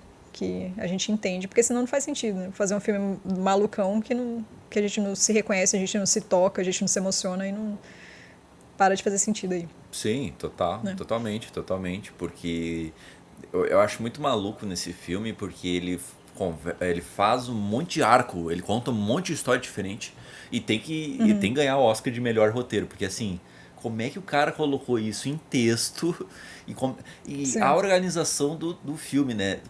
Cara, eu acho impressionante como foi feito esse filme, como eles conseguiram fazer, sabe? Como eles conseguiram fazer. E não se perderam, e não ficaram malucos, porque é muita coisa acontecendo ao mesmo tempo, é muita coisa... em todo lugar ao mesmo tempo. Todo lugar ao mesmo tempo. Tipo, do nada tem uma história do cozinheiro, do nada tem uma história que ela é cantora, do nada ela luta Kung Fu. Então é um lance muito doido, assim, muito... Eu acho que vai demorar um tempo pra gente absorver tudo que tem no filme, sabe? Eu acho que é aqueles filmes que a gente vai vendo de novo e vai vendo mais coisas, mais camadas, né? E principalmente Sim, é aquele que você tem que ver mais de uma vez. Total. E ao mesmo tempo é um filme que conversa muito com o moderno, né? Nos dias de hoje, né? Ele usa muito recurso moderno tanto de ritmo de edição como técnica. Do nada vira uma animação e eu curto muito quando ele corta várias vezes para aquele mesmo plano, né, da Michelle. Da cara dela. Da cara dela, porque, tipo, se tu ficar pausando, tu vai brisar muito, né? Nossa, eu fiquei super fazendo isso. Eu fui falar sobre o filme e eu tinha que pegar os takes, né, os trailers, então dava pra ver cada um, né, é muito viajado, assim, é realmente aquele filme que, eu gosto muito disso, que se você quiser, você descobre muito mais, se você estiver mais atento, né, tem vários, eu acho que não é nem easter eggs, eu acho que é uma questão de entregar, tanto pra quem quer curtir um filme, sei lá, de uma forma passageira mesmo, eu quero ver um filme, me entreter, me divertir, ele funciona também para quem quer cavucar um pouco mais e ver o que tá além, e ver o que tá nos mini frames, né? Sim. E eu acho isso muito, muito legal também. Exatamente. Tomara que ganhe. Tomara que ganhe. Muitos homenzinhos Oscars, dourados. Vários carequinhas bondudos. Vários dourados. Carequinhas. Eu quero trocar só um pouco de assunto, que a gente tá falando de ficção científica, tá falando de filme, tá falando de...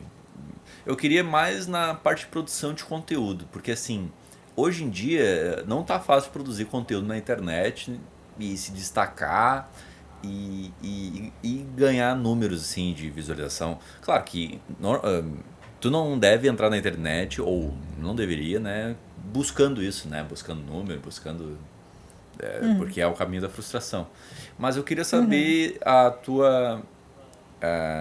qual foi a tua motivação para produzir conteúdo para a internet? Por que tu seguiu nesse caminho? Cara, porque assim, antes de estar na internet eu trabalhava como videomaker, fotógrafa, né? Assim, eu sou formada em arquitetura, mas eu nunca trabalhei um dia como arquiteta. Não era uma área que eu queria desde o início. Mas na hora de marcar ali no vestibular entre audiovisual e arquitetura, eu falei, talvez eu não sei. Eu pensei que eu ia me frustrar, ia ser muito difícil o caminho no audiovisual, aquela coisa, né? Que o artista ainda é muito pouco reconhecido no Brasil, tem muita dificuldade, né, de ascender e tudo. Então, eu acabei indo para arquitetura porque eu achei que era um ramo artístico que eu ia me identificar e era mais seguro, enfim. Mas, enfim, terminei a faculdade, formei tudo e eu já fui para fazer audiovisual, que era o que eu queria. E aí eu tava trabalhando com isso e aí veio a pandemia. E aí eu falei, cara, eu acho que, enfim, não dava pra trabalhar, não dava pra ganhar grana. E o canal era uma coisa que eu já idealizava, sabe? Então, eu já tinha os equipamentos, já tinha uma certa experiência com vídeo, foto, enfim. Então, eu só uni o útil ao agradável e falei, cara, eu vou fazer, assim, não tô conseguindo trabalhar, não tô conseguindo fazer as coisas que eu quero fazer, né? Então, eu vou falar sobre ficção científica, que é uma coisa que eu sempre gostei, e vamos ver se dá certo. Assim, eu realmente comecei o canal sem expectativa nenhuma. Eu falei, cara, eu vou gravar esse vídeo aqui, ninguém vai ver mesmo. Então, tá susto, tá de boa. Tu esperava que ninguém ia ver? Eu achava, assim, na verdade, no início, todo vídeo que eu postava, eu falava, ninguém vai ver mesmo, então não vou me cobrar tanto, entendeu? Apesar de que eu me cobro muito, assim, pra fazer conteúdo e sempre tô tentando fazer, assim, ficar o melhor possível, né? Apesar de que, assim, a gente erra, né? Comete erros, enfim, fala coisas erradas. Mas no início foi muito assim, foi muito sem pretensão nenhuma de fazer dar certo, assim. Foi mais uma experimentação mesmo.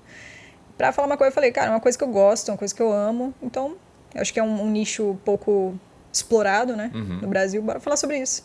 E foi assim que eu comecei, mas eu não... Realmente, assim, com relação a números, eu não tinha expectativa nenhuma, não sabia que ia virar alguma coisa. O canal ainda é pequeno, né, eu sou muito grata por todo mundo que tá lá, é um público muito fiel, mas ainda é um canal pequeno, então... É isso, é um aprendizado diário mesmo, todo vídeo a gente aprende alguma coisa, e assim, eu confesso que eu tenho muita dificuldade de entender como que funciona essa máquina do YouTube, né, que você deve me entender, que é muito complexa, né, mas é isso, assim, é uma trajetória e realmente é isso que você falou, a gente se frustra muito se ficar presa aos números, né, eu acho que na medida do possível, enquanto a gente estiver entregando verdade e qualidade, enfim, a gente vai abrindo algumas portas. E acabou que tá sendo isso que tá acontecendo no canal. Acertos, erros, mas o começo foi isso, foi sem esperar nada mesmo. Foi até o Cyberpunk 2077, o primeiro vídeo. Olha aí. Eu não sei se você jogou. Joguei, nossa. Infelizmente. Pois comprei na pré-venda. Cara. Comprei na pré-venda. Eu também. Nossa. Eu também. Tem várias histórias né? assim. Mas falaram que tá ótimo o jogo agora. Eu só não tive a oportunidade de jogar de novo. Não tô com vontade de jogar, pra ser sincero. Eu me frustrei. E olha que nesse vídeo, que eu falo das primeiras impressões, eu super rasgo cedo, assim, pro jogo. Eu falo, nossa, é muito legal, eu não vi ainda. A galera fala muito dos bugs, né? Eu não vi bug nenhum e tal, tô achando massa. Aí eu continuei jogando. Eu ainda tenho que fazer um segundo vídeo sobre Cyberpunk. Só que agora eu não posso mais fazer porque eles melhoraram o jogo, né? Então eu não posso mais. Ué, porque tu não pode fazer? Tu queria porque descer a lenha. Bom. Queria descer a lenha, porque eu filmei, eu falei, gente, tá ótimo o jogo, deve ter influenciado algumas pessoas, sei lá quantas, mas a comprar o jogo, aí elas falaram, pô, essa mina falou pra eu comprar o jogo é uma bosta e tal. Então, assim, é um vídeo que eu sinto uma certa culpa de ter upado ele no canal, mas faz parte, né? Primeiras impressões, gente. Não tenho culpa que o jogo ficou ruim depois. Não, eu tava hypadaço, né? Eu tava hypadaço, Nossa, né? Um jogo e que tinha foi tudo feito pra ser durante bom. anos, né? E tinha durante anos, a mesma galera que fez The Witcher, eu adoro The Witcher, The Witcher 3, então tipo um dos meus preferidos também. Não tem erro, cara, não tem. O The Witcher 3 é um dos meus jogos favoritos, junto com o Skyrim, não sei se jogou. Porque nenhum é de ficção científica, Sim. Mas eu adoro. Eu adoro The Witcher, adoro Skyrim, adoro... eu joguei um recentemente. Qual que foi, meu Deus? Nossa, eu joguei um jogo agora que chama Outer Wilds. Nossa, não sei se você conhece. Incrível o jogo, incrível. Sensacional. Usa o lance do looping temporal, mas usa de uma forma muito foda, né? Não é o principal. Eu acho que o looping temporal é mais pra você engajar nas missões, né? Nossa, eu adorei esse jogo. E o looping é uma... Nossa, me gera uma angústia quando começa, a musiquinha começa. Quando a musiquinha começa, daí pensa assim, não vai dar tempo. Mas é muito interessante essa filosofia que tu usa pra teu conteúdo, sabe? Tu realmente tem que ir porque tu gosta, né? Porque eu vejo muita gente patinando, muita gente querendo... Na verdade é uma leitura diferente que eu faço, assim, né? O pessoal tá mais... como a gente conversou, né? Eu e o Ricardo, né? Tipo assim, o Ricardo Rente, que tu tem que produzir o teu conteúdo, não necessariamente o que a plataforma quer. Tu tem que produzir o teu e tem que falar essa questão da verdade, né? Tu tem que falar a tua verdade, o que tu pensa, né? Então, putz, que coisa mais verdadeira do que falar das coisas que a gente gosta, sabe? Sim, sim. Que... Ainda assim, é muito difícil, assim.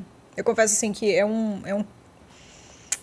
eu acho que é um mix bem complexo, assim. Eu ainda não entendi muito bem como a máquina funciona, mas eu acho que você tem que estar atento às duas coisas. Em falar o que você sente, o que você acha, mas ao mesmo tempo estar atento às hypes, né? Ao que está em voga, assim, o que está bombando e tá atento ao que tem a ver com o teu nicho, com a tua área, sobre o que você gosta de falar. Porque também você pode surfar em certas ondas que podem te ajudar muito, né? Por exemplo, The Last of Us, né? Uma coisa que tá todo mundo vendo agora, então já é ficção científica, que tem a ver com o meu canal, então por que não aproveitar esse momento para estar falando sobre isso, enfim.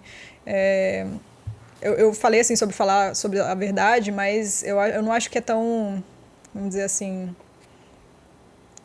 não é tão, como é que eu vou falar? Não é um mundo de algodão dessa forma, sabe? Ah, sim. Tão bonito assim, né? Sim, a gente também tem que entender como é que funciona para querer crescer, né? Eu acho que é uma união desses fatores, né? Entender a máquina e ao mesmo tempo trazer a sua verdade, falar sobre o que você curte. E é complexo, não é fácil mesmo. Não, eu acho importante tu trazer esse lado, porque assim, parece que é um mundo lúdico que, nossa, é só lúdico, tu fazer por paixão, porque tu gosta e vai dar tudo certo. Não, pode estar errado também, sabe? Tu pode fazer das melhores da intenção, tu pode fazer o melhor conteúdo que tu possível na tua capacidade, sim, mas pode não dar certo. Pode ser que as pessoas não gostem, pode ser que não engaje, sim. Sim. Uma coisa que me ajudou muito, assim, no início foi... eu fiz um curso do Peter, do Ei Nerd, que foi muito bom pra mim. Nossa, foi aquela fazendo jabá aqui, né? Mas me perdoa. Vou censurar. Não, mentira. Censura.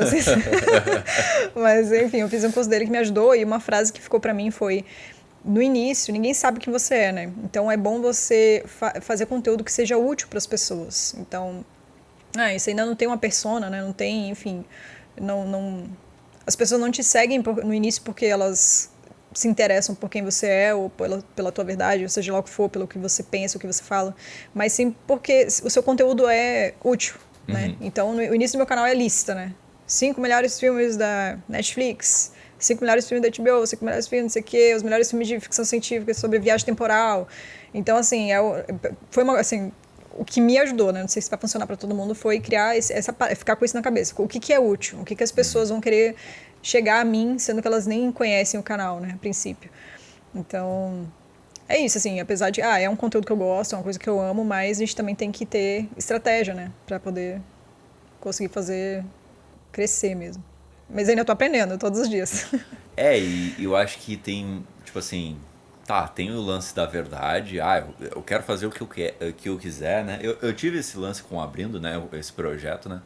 Que tipo, eu não vou fazer shorts, não vou fazer corte, não vou fazer o que os outros podcasts estão fazendo. E eu só vou postar o vídeo e é isso, vou divulgar e é isso. Só que não gera resultado, né? Ninguém vê, sabe? Então, sim, tu tem que fazer a tua verdade, mas ao mesmo tempo, se tu fizer só a tua verdade, tá. Tu vai viver E aí? E aí, tu vai viver nesse mundo, tu vai viver numa... Porque uma grande questão aqui também, uma coisa que eu tô trabalhando, é engajamento. Tu tem que engajar a pessoa de alguma forma. Se tu tá produzindo conteúdo na internet, tu tem que engajar a pessoa de alguma forma, né? Eu acho que isso é o importante, né? Tu tem que... Mesmo que... eu não quero gerar ódio nas pessoas, né? Eu não quero gerar... Nossa, olha o que o João está falando. Olha, que besteira que ele está falando. Tipo, viralizar por causa ser disso. Cancelado. Ser cancelado por causa disso, né? Não é minha intenção, mas tipo... Se tu conseguir gerar alguma reação à pessoa, eu já acho que é um mérito maior do que...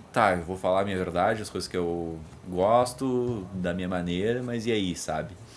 Eu não tô falando que tu tem que polemizar sempre, mas se tu falar só coisas que te interessam, ao mesmo tempo... ao mesmo tempo tu pode cair num buraco de putz, não vou conseguir crescer aqui, sabe? E aquela coisa, a não ser que você esteja inventando a roda, assim, alguém já passou o perrengue que você tá passando, né, para criar alguma coisa, para criar um negócio, seja lá o que for, né? Então é importante aprender com quem já traçou esse caminho mesmo, que já certeza. trilhou nisso, né? Então, eu acho que é importante isso, né? Estudar o que os outros estão fazendo. Igual você falou, eu não vou fazer shorts, não vou fazer... Eu não faço shorts até agora porque, como eu gerencio tudo, tá ainda complicado para conseguir expandir as mídias, né? Mas é importante, sim, você estar atento ao que os outros estão fazendo, entender como que eles estão crescendo para você ter um shortcut aí, né? Um caminho mais curto para chegar onde você quer chegar, com certeza. E é importante isso, né? Tu dar uma explorada, tu dar uma... Putz, e se, né? Testar. E se fizer isso? Nesse formato, sabe? Sim, Testar é um tempo, eterno... né? Sair da zona de conforto o tempo todo. Sair da zona de conforto. É isso que eu quis dizer lá atrás, né? Tu pode falar as coisas que tu gosta, mas, tipo, sai da zona de conforto do que tu já tá acostumado a fazer, sabe? Tipo... Sempre. E se, né? É aquela série da Marvel, e se, né? A Capitã Carter é a Capitã América. Já lá. vi. Já viu? É legal, achei bem legal essa série. Tu viu tudo? Não, eu só vi esse. Eu também só vi esse. Capitã América, achei bem legal. Achei massa. É porque assim, eu confesso que eu não super curto não o universo Marvel. Tem algumas coisas que eu gosto, tipo WandaVision, eu achei muito legal. A série do Loki, que tem uma vibe meio retrofuturista, eu achei muito massa também. Fala sobre isso, né? Multiversos e múltiplas linhas temporais e tal. Mas são poucas as coisas, assim. Eu acho legal, eu acho os efeitos muito legais e tudo, mas não é uma coisa que eu super acho interessante, não. Então, assim, tem essas séries paralelas que... Essa, por exemplo, em si foi muito bem, né? Muito bem criticada, mas não acompanho muito, não. Loki e WandaVision, pra mim, são os melhores, assim, né? E, tipo, a questão do... Até uma questão que a gente pode se alongar ou não, né? Essas séries da Marvel, né? Que estão... Enfim, eu acho que tá saturando o universo, mas não precisamos entrar muito a fundo, mas cai muito naquela questão que a gente falou antes, né? Que tá sendo pouco explorado o novo, né? Arriscado. E principalmente os filmes de herói, né? Que estão jogando muito no seguro há muito tempo agora. Ninguém aguenta mais, Ninguém gente, aguenta sério. mais. Tipo, tem uns filmes novos aí, Adão Negro. Nossa, Adão Negro, sei cara, lá, é muito ruim, cara. Nossa, eu nem é vi, muito gente. ruim. Eu não vi, eu queria ter visto Wakanda Forever, que falaram que tá muito bom, né? Que é inclusive sobre afrofuturismo, eu acho que é um subgênero bem específico. Eu não vi, mas falaram que tá muito bom. Então, assim, tem os altos e baixos, né? Tipo, Sim. vai pra um lado, vai pro outro. Esse do Besouro Negro, olha, que vai ser o Besouro Azul. É que vai ter o Besouro O Adão Azul. Negro eu não vi. É muito personagem, né, gente? É Os muito Besouro filme. colorido. Enfim, gente, eu não tenho mais paciência, sério. Eu realmente tô nessa, assim. Inclusive, eu tô agora fazendo uma curadoria. Aquela quem sou eu, né? Mas eu tô vendo vários curtas-metragens da Dust, que é um canal aqui do YouTube que ele é só de curtas de ficção científica. Não sei se você conhece. Não conheço. Nossa, cara, é muito legal. É muito legal, assim, tipo, tem muita coisa preciosa, tem coisas que não são tão legais, assim. Mas é legal porque a maioria não, acho que quase todos são curtas independentes. Então você sai um pouco dessa coisa do hollywoodiano, do blockbuster, pra ver coisas assim que entram nesse lugar que você está falando, é o novo, é um outro olhar, é o que se faz com pouca grana, entendeu? E tem soluções muito incríveis, assim, não necessariamente para você fazer ficção científica, você precisa de milhares de dólares, né? Às vezes tem uma ideia inovadora, né? Eu sempre falo de Dark, eu acho que Dark tem um bom orçamento, mas a primeira temporada, cara, são pouquíssimos, né? Efeitos especiais. Você tem sei lá, um negócio lá que abre, que é a galera passando de um tempo pro outro, que tem um efeito especial. Não sei se você viu Dark Já vi, Netflix, chegou a ver? assisti tudo. Já.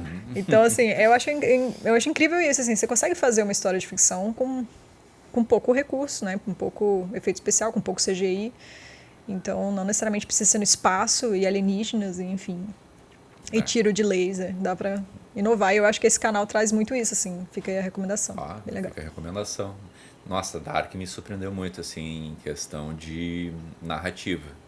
Porque eu vi Dark antes de bombar, assim, muito, sabe? Eu vi só através do trailer ali. O trailer me interessou muito, me engajou muito. E daí eu pensei, vai ser uma série só investigativa, criminal.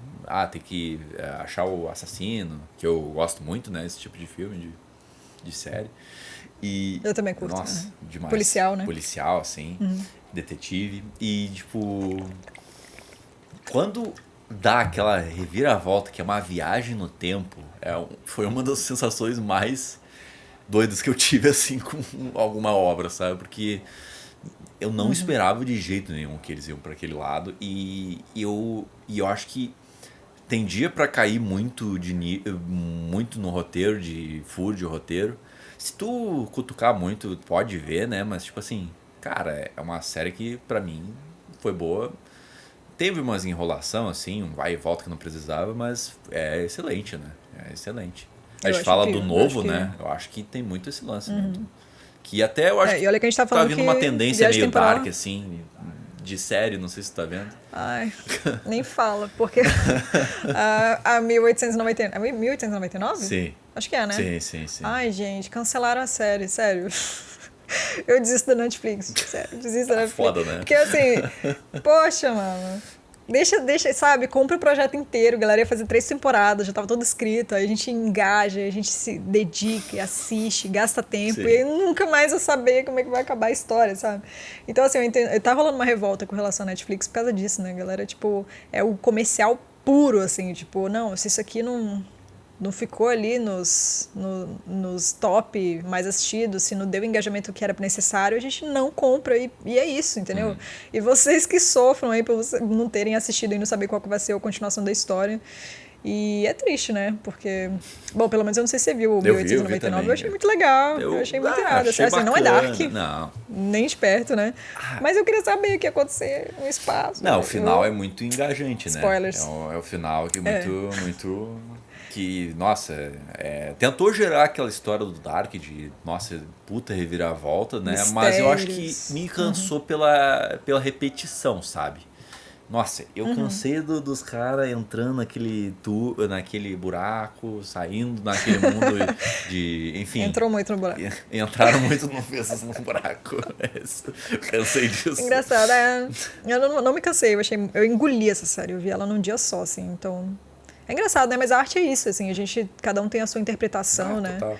No início eu ficava muito assim, gente, quem sou eu pra analisar uma obra, sabe? Tipo, mas querendo ou não, é como se eu estivesse no Louvre lá, ou então qualquer museu, olhando uma pintura e falar, eu sinto isso, eu sinto aquilo. Então, é isso, às vezes a gente assiste, acha incrível, a gente assiste, acha uma bosta, não entende por que as pessoas gostam, mas faz parte, né? Trazendo evidências e comprovações do porquê que você sente alguma coisa, acho que tá valendo. E uma obra do audiovisual, uma série, um filme, foi feito pra tu te fazer gerar uma obra emoções. De arte, né? Uma arte, é a sétima arte, né? É a sétima? Agora eu não lembro se é a sétima, mas eu acho que é a sétima arte, né? A 8ª são os games, mas a gente ainda não tá preparado pra falar sobre isso. É outra discussão, desculpa, Scorsese. Essa é outra discussão.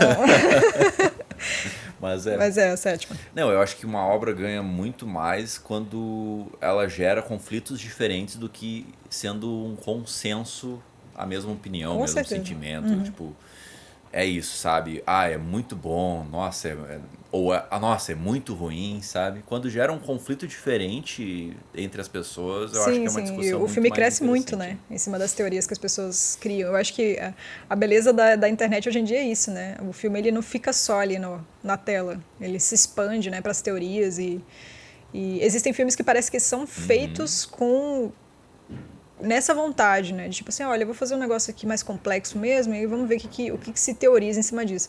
Tem um filme que chama Primer, não sei se você já viu, que é sobre viagem no tempo também. Só que, cara, é um filme muito complexo. É um filme do Shane Carruth, que é um diretor que ele faz muito filmes de guerrilha também, independentes.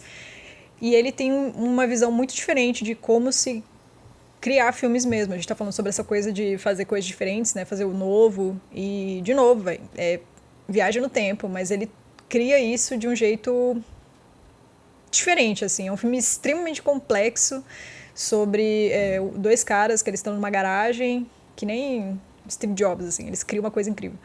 E aí eles criam uma máquina do tempo sem ter a intenção de criar. E eles falam, cara, bora usar isso aqui pra jogar na bolsa, bora ficar rico e tal. E a história vai pra um lado completamente diferente do que a gente estava imaginando. Só que, assim, é um filme tão complexo que eles entram dentro da máquina, eles saem no tempo e depois entram de novo, não sei o quê. Uma coisa meio Inception, sabe? Que tem um negócio dentro do outro, só que muito pior. Então é um filme, assim, que eu vi umas 7 vezes e ainda fiquei meio assim, cara, eu acho que eu tô começando a entender. E aí você realmente tem que buscar outros recursos e ver, como é que chama? Primer, explicado, porque é muito difícil mesmo. E tem gente que não suporta filme assim, fala, não, eu quero ver uma obra, seja lá qual for, a obra de arte que eu tô vendo, entender, né, o mínimo, entender a mensagem. E eu, particularmente, eu acho muito legal o filme assim, que não tem essa intenção de trazer tudo mastigado, que você realmente tem que ir atrás e pesquisar mesmo, sabe? E esse diretor, ele tem essa vibe. Ele fez um outro filme que chama Upstream Color, que é outro filme indie também, que você assiste e você não entende nada, ele é um filme todo entrecortado, esquisito, a direção é completamente fora da caixinha, sabe? E eu acho legal que é isso, que você vai na internet e fala, tipo, tem um cara falando que é sobre uma coisa, tem outro falando que é sobre outra, e todas as evidências que eles trazem para justificar esse argumento são muito interessantes e muito plausíveis. Então, eu acho que essa que é a beleza da coisa, né? Se um filme você entende ele muito certinho, realmente, às vezes é bom porque você entende a mensagem, mas tem esse lado de que você não gera tanta discussão em cima, né? Não. Eu acho que tu trouxe uma conversa interessante, que é a questão da complexidade, né? Porque o que é complexo pra mim pode não ser complexo pra ti, ou vice-versa, né? Então, é muito esse lance, porque eu vejo muitas pessoas falando, tem de nada, uma bosta. Daí tem gente que fala, tem de nada, adorei, sabe?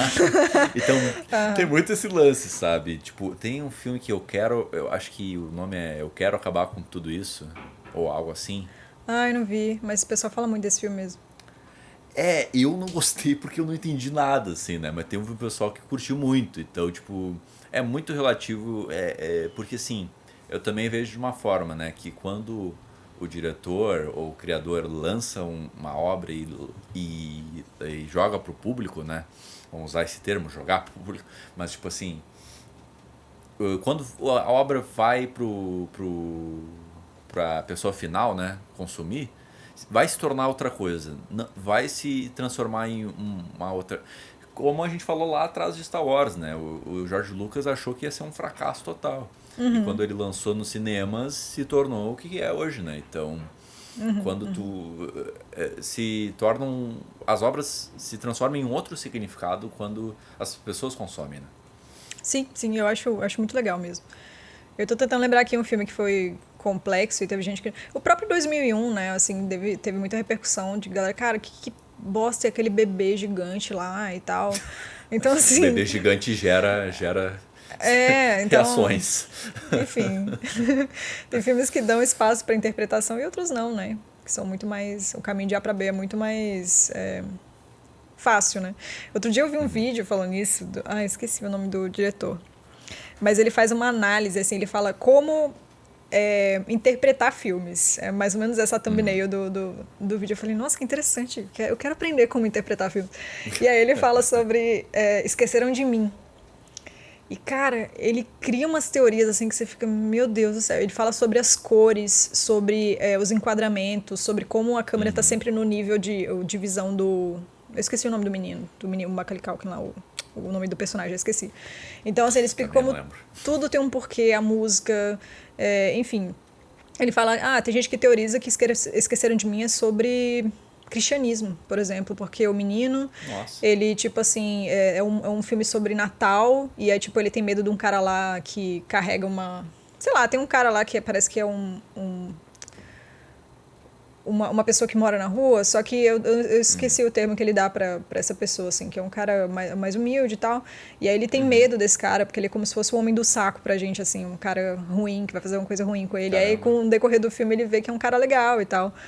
E aí ele fala que esse cara é como se fosse o Papai Noel, ou então como se fosse Deus, e ele acha conforto nisso. Enfim, ele cria umas teorias muito malucas, assim, pra Esqueceram de Mim, que parece que é um filme muito simples, né? Que é só um garotinho que ficou preso em casa porque a família esqueceu ele, enfim, ele já se sentia subjugado pela família, esquecido, né? Então, assim, eu acho que é isso que eu te falei, você criando as justificativas, né? Você dando... justificativas mesmo pro teu pensamento. O filme pode virar qualquer coisa, dando evidências, né, pro teu pensamento. O filme pode ser o que você quiser. Tudo é interpretação mesmo, né? Isso é muito legal, eu acho muito massa. Eu acho que é uma das coisas que mais engrandecem falar sobre cinema, né? Falar sobre as obras, né? Porque se não tiver... como a gente falou, perde muito sem a discussão, né? E ganha muita força por causa do consumidor, né? Porque até falei com o Ryan sobre isso, né? que sobre a verdade, né? Que a gente fala da verdade. A gente falou também, né? Sobre fazer esse lance da verdade, da obra a minha verdade, muito autoral, sabe? Que pode não conversar com ninguém, né? E quando conversa com alguma pessoa... Enfim, até fazendo um fechamento mais geral, né? Eu agora tô percebendo que a gente tá falando... Eu tô falando... Tu já falou lá atrás, né? Então, eu acho que é isso, né? Tu tem que produzir... pode ser filme, pode ser um canal do YouTube, pode ser uma série... Que converse com alguma coisa contigo, mas ao mesmo tempo alguma coisa com a pessoa que está te assistindo, né? Eu acho que se você conversar com uma pessoa já tá valendo, né? Eu não sei se certeza. era o Tolkien que falava isso, que... Não sei se é o Tolkien, posso estar falando besteira. Mas que ele escrevia, ele não tinha noção se tinha alguém que ia entender o que ele pensava, que era extremamente complexo e nada a ver pra ele, assim, e pro mundo que tava em volta dele. Mas ele falava, se uma pessoa ler isso aqui e achar que tem a ver com ela também, tá valendo, né? Eu acho que, assim... Tem a ver com isso também, né? Tipo, será que alguém se identifica nessas minhas loucuras, que eu acho que tá só dentro da minha cabeça, desses sentimentos, e enfim. E isso é muito legal, né? Às vezes não conversa com ninguém, mas acho difícil, né? Os dramas humanos são os mesmos, né? No fim das contas. Exato, exato. Eu só quero agora agradecer pela tua presença aqui no Abrindo. Eu que agradeço. E a gente entrou em temas muito legais que eu gosto de conversar aqui fora do podcast, então... essa troca que a gente acabou de falar, né, foi muito legal trocar essa ideia e ver as perspectivas diferentes das obras que eu gosto, assim. A gente citou obras que eu também gosto. Sim, faltou a gente falar do Villeneuve, mas aí fica para outro episódio. Enfim. Que é outro diretor que eu gosto muito. Mas eu que agradeço, João. Eu abri bastante minha cabeça nesse podcast. Achei muito legal e acho que a gente se aprofundou aí, muitos papos filosóficos. Abri mesmo a cabeça de verdade, tô zoando não, achei legal. E agradeço o convite e fico muito honrado pelo convite, achei incrível. E é nóis, a gente se vê nas redes. Né? Por aí. Agora vamos ver a repercussão, vamos ver se vai gerar discussão aqui esse podcast que a gente fez. Sim, falamos de muitos papos polêmicos, não é mesmo? Verdade. Então, muito obrigado para você que ouviu ou assistiu até o final essa entrevista. Então, se inscreve no canal, curta e compartilha e vê outros programas que tu possa também ver algum valor, ver algo que se converse contigo. Então, é isso. Valeu e até a próxima. Valeu. Tchau.